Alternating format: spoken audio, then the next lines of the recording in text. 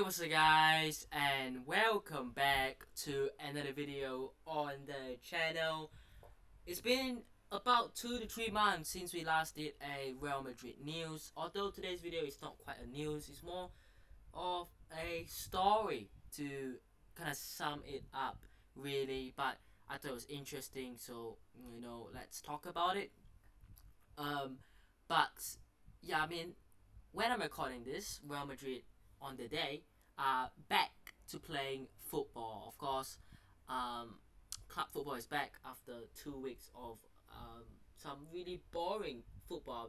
Gonna have to say, unfortunately, because I do feel that it has been boring.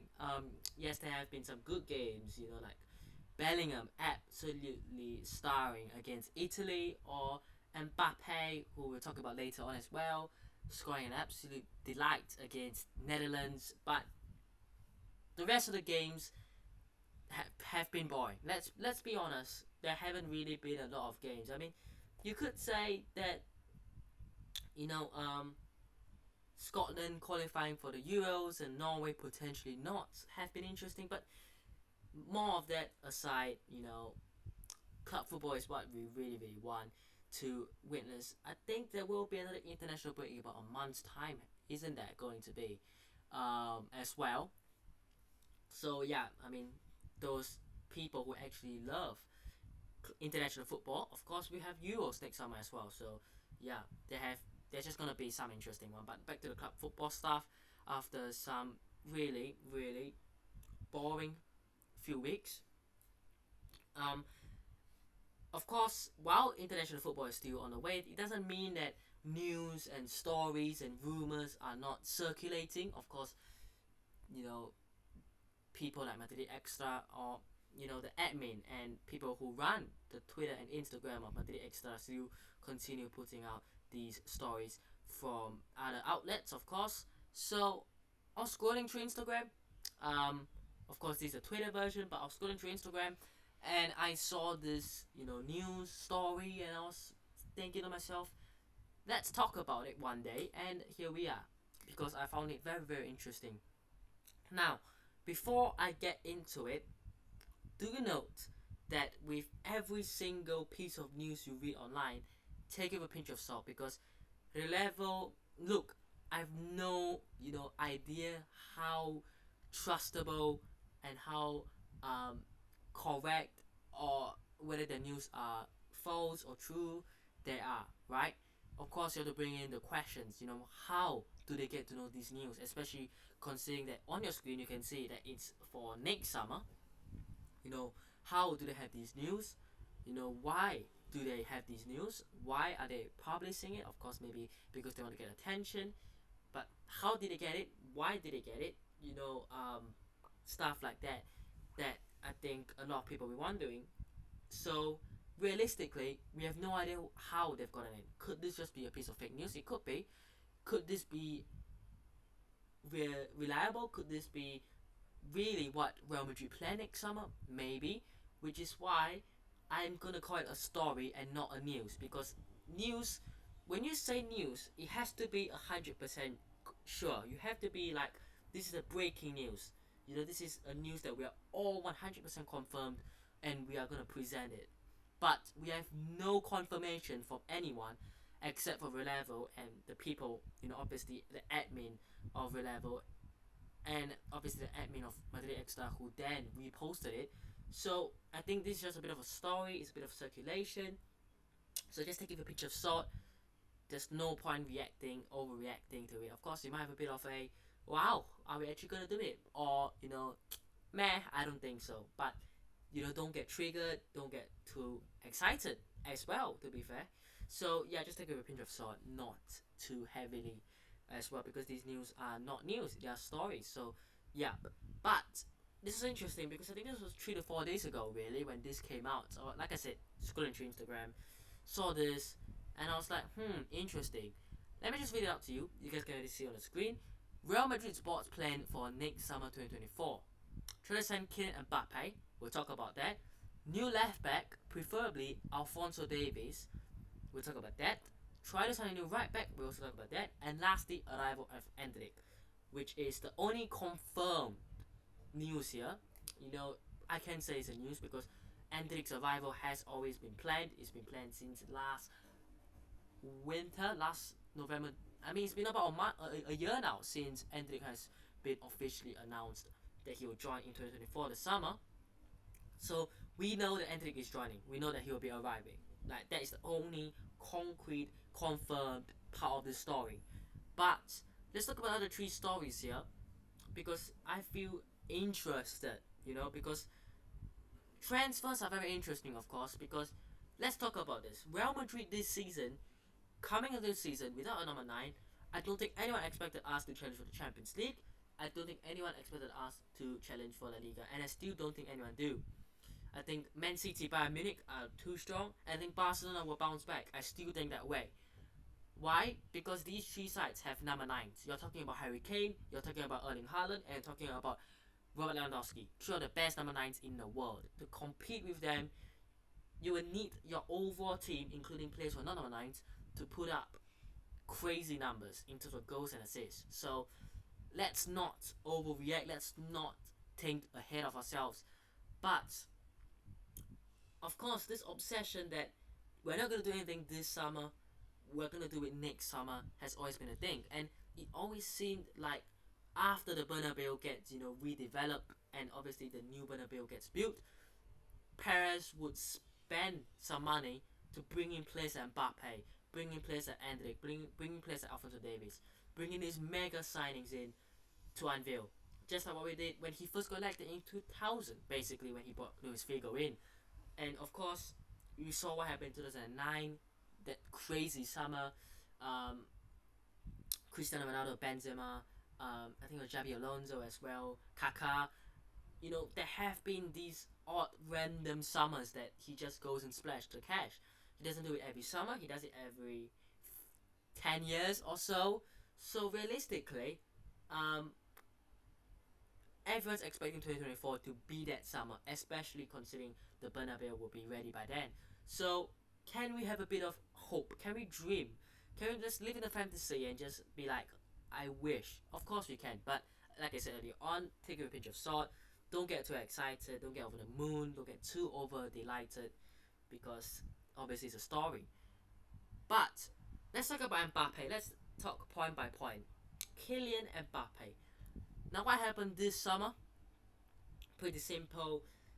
Around July, he wrote a letter to PSG, said, you know what, I'm not going to extend, or I'm not going to trigger the option to extend my contract until 2025, which technically PSG thought it was already part of the deal. He was definitely going to trigger that. And he didn't. He said that he's not.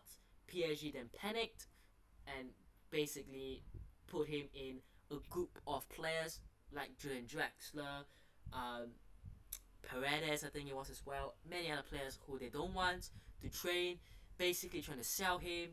And then obviously an offer of about 300 million euros came in from Al Hilal, and then Mbappe and his agent apparently rejected that. They didn't even attend for a meeting with Al Hilal. And Real Madrid never really made a concrete offer, even though Real Madrid have always been in and around that Mbappe news camp as well. And it's been about 2 months since that saga. So far, Mbappe has basically not signed a contract, I believe. And his contract still expires in a year's time. Less than a year's time now. About 7 months' time, basically. And what he has basically got to do is, if he wants to sign a new contract, he can wait another 2 months, basically, until January. 2 to 3 months until January. And in January, he can sign a pre-contract with any club outside of France. Of course, we don't expect French clubs, except for PSG, to re-sign him. He can talk to, Real Madrid, Chelsea, Man United, Man City, any club he wants, Al Hilal, and he can sign a pre-contract termination. Basically, just terminate his current contract at the end of the season and sign a new contract when his current contract expires, if that makes sense. So that is happening in about 2 to 3 months' time. That can happen. And I'm surprised there hasn't been more media coverage on PSG's point of view on this, because 2 months isn't a long time. Because 2 weeks have just passed. International break. You're gonna come back. Mbappe is gonna play for PSG. He's gonna play in the French league. He's gonna play in the Champions League. And then on the group stage, you're in November. Probably another international break. And into December, more games. And then you're in January. So they realistically haven't got long to try to get his contract newly sorted or try to negotiate even with him. So what is the situation with Mbappe? Because there has not been many updates on Mbappe's situation. We have no idea what's going to happen. Is he going to sign a new contract? Has he played Real Madrid? Is he going to play PSG by not re-signing? Or is he going to do the double bluff? Is he going to pretend like he's going to sign with Real Madrid and then PSG coming with an enormous amount of money to tempt Mbappe? Anything could happen here. So personally, let's not get too excited, but it seems like a part of me kind of want to accept that maybe next year might be the year that Mbappe joins. Of course, I personally have said many times, and I'm still not backtracking. I'm going to say it again. I don't think we should be going in for Kylian Mbappe. After what happened in 2021, and then after what happened in 2022, there's no reason for Real Madrid to go in, especially considering that Real Madrid purposely skipped the opportunity to get Haaland and Harry Kane in those 2 years. So of course, why would we? And Mbappe hasn't said I'm gonna want to join you. Like he's not give that guarantee. So it's almost like a waste of a time. But if you put things into context, it's not about what I want. It's not about what you want. It's about what Perez wants, Florentino Perez. It's about what the club wants. It's about what Carlo Ancelotti wants. That's if he stays. It's about what the Knicks manager wants. It's about, could it be Xabi Alonso what he wants? I've even read, reports that Jose Mourinho could be back at Real Madrid next season. I'm thinking, okay, that is probably very unlikely, but it's about what the next Real Madrid manager wants. But most importantly, it's about what Florentino Perez wants for his new Bernabeu redevelopment, brand opening, bringing a superstar. And I don't see Erling Haaland joining. I don't see any other superstar being available except for Mbappe. And even if Mbappe, has been constantly staying with PSG, even though he apparently wanted to join Real Madrid, I still think that Perez still really, really, really loves Mbappe as a player and really, really wants to bring Mbappe in. So this Mbappe situation, this Mbappe idea next summer, yes, I personally don't want, and I don't care if that happens. Basically, I don't think we should go for it, to put it in a nice way. But like I said, it's not about what I want, it's not about what you want, it's about what the people who have the powers want. And if they want it, they're probably going to try to make it happen. They haven't been able to make it happen in the last 2 years. Can they make it happen next year? There's a chance. New Bernabeu, in need of a superstar. Is Mbappe finally going to say, I'm not going to sign a new contract, I'm going to move? Or is he going to play? That's the problem here. So realistically, I think financially, I think as a brand, I think as a new branding, as a new player to bring into the new superstar project, Mbappe would make a lot of sense. And likelihood of that happening is slim in terms of would he say yes? Would he say no to PSG? Would he say yes to Real Madrid? Would he stay? Would he leave? But in terms of just overall, it kind of does make a bit of sense in terms of happening. Can I see happening? If you're asking me to, kind of give it from 1 to 10, I'm feeling a 4. I really, really personally don't think so. I don't think so. But let's see. Next up, new left back. It's not a question. I mean, Mendy is still at the club. Of course, has played significantly lesser than we would have expected. Again, we talked about this in the summer when he was rumored to leave. I think there will be some interest from some clubs for Mendy. I think definitely English clubs. I mean, could Manchester United be interested? Maybe not. I mean, they do have Luke Shaw. Could Italian clubs be interested? Could Juventus be interested? Of course, why not, right? Um, could a return to France be an interesting move? Maybe a Lyon again, where he came through, or a Monaco, something along those lines could be. But of course, I talked about this at this summer. Right now, the resale value of Ferland Mendy is going to be the highest it's going to be for the next 2 to 3 years. If you don't get to sell him right now, where he's arguably in his prime, you're not going to be able to sell him once he gets 31, 32, 33, 34. Once he's at that age, no one's going to pay what they're going to pay right now. So, is it smart for Florentino Perez and the board to let him go right now? Yes. Financially, yes. Would I want to see it happen? Again, I think Mendy is a very underrated player. I don't think people talk about how his goal line clearance of Jack Grealish or was it Phil Foden, I can't remember, in the 21-22 season really helped us won against Man City, because if they had gone in, the game would have been sealed, game over. But things like that, and he has been instrumental in his time at Real Madrid. Of course, he was brought in at the same time with the likes of Luka Jovic, for Eden Hazard, and arguably he has been our most successful signing in that period of time, where most of these signings have been a flop.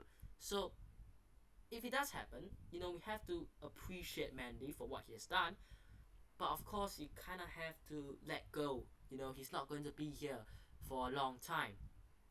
Of course, if we do let Mendy go, who are we going to replace him? Because there aren't many young, bright future left backs out on the market. I mean, yes, we've got Fran Garcia, but I personally don't think Fran Garcia will be the main left back. I don't see that happening. I think right now it is to kind of fill in the gap for Mendy until we get another left back.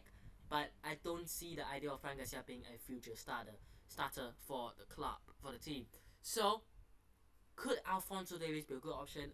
Personally, left back, I think there's two: Alphonso Davies and Theo Hernandez. I can't see us getting Theo Hernandez out of Milan. Of course, Theo Hernandez, former Real Madrid player. Was it silly to let him go? Yes, it was. Yes, it was silly to let him go. Of course, we all know that, right? But could Alphonso Davies be a possibility? Yes, it could be. His agent a few weeks ago was saying that, what, my client will obviously love to play at Real Madrid. There have been no direct offers, but that could be a possibility as well as English clubs as well.